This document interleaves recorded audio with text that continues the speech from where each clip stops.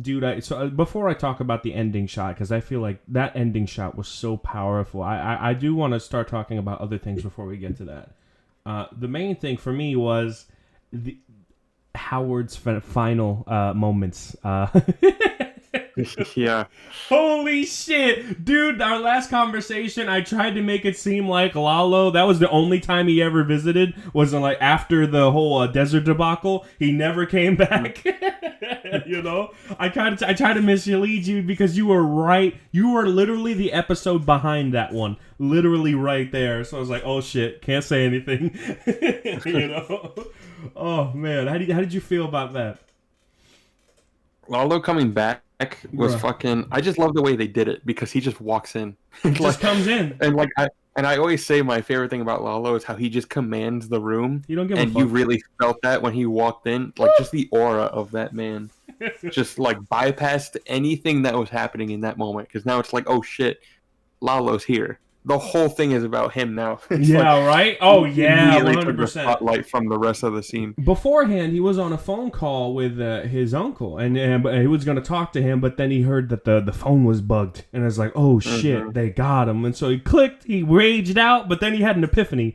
Why don't I just send them in as proxy and then Yeah, capitalize? Perfect. So he went over there, fully not expecting Howard Hamlin to be there, just completely. The duality of Jimmy was his clean life as a lawyer and then his fucking dirty life with helping the cartel, and they were almost completely separate hmm until that scene. When that scene came around, it became real for Kim and Saul. And brother, that was the craziest fucking ending to a character who's been alive for 6 seasons. Such a massive yeah. part of Jimmy's life. And then fucking Lalo just comes in. As soon as he comes in the room, boom, takes him out. Fucking right there on the spot. Quick death. Just unceremonious. Yeah. Dirty. You know what I mean? Oh my god. It was great. Crazy. I Howard loved was it. one of those that I thought would at least make it to like the present day shit. Right, I thought he would be But at the yeah, end, right? You know, and just like, oh yeah, yeah, that yeah. Jimmy, he was never any good, that kind of shit, right? Hmm. But no, he got fucked right at the end, bro. They dicked him. That's crazy. Yeah. And the fact that they buried him with Lalo underneath the fucking Oh super ladder is yeah, oh crazy. yeah. Don't even.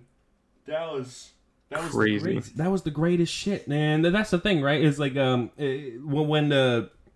when the that area, the lab. I'm trying to speak English. The lab gets burnt to the ground in Breaking Bad. It still makes sense that the bodies under the concrete are never found because why would they dig below Exactly. the foundation? It doesn't make sense, you know. Yeah.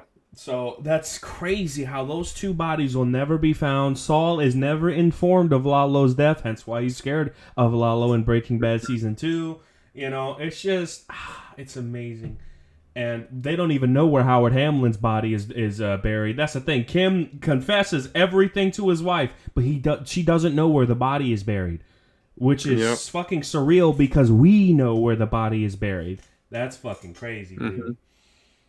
And we'll never know. That's the thing. They'll never know. Saul doesn't know. Nobody Yeah. knows. It's just he's there, buried amongst the most evil psychopath in the world and a decent man, but they're treated the same when they're dead and buried in the same hole. That's crazy. I know. And if Good shit if though. Walter was around, it would have been an acid barrel. You know what I mean? Yeah. That's it.